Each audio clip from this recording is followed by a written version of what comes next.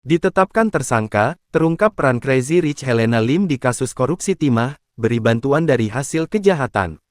Kejaksaan Agung menetapkan Crazy Rich Pantai Indah Kapuk (PIK) Helena Lim sebagai tersangka kasus dugaan korupsi pengelolaan tata niaga timah di Bangka dan mengungkap perannya, Selasa tanggal 26 Maret tahun 2024.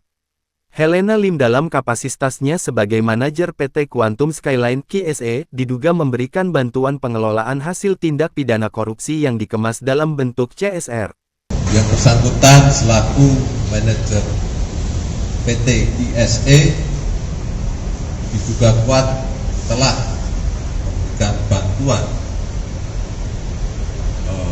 mengelola hasil tindak pidana kerjasama penyewaan peralatan processing produk timah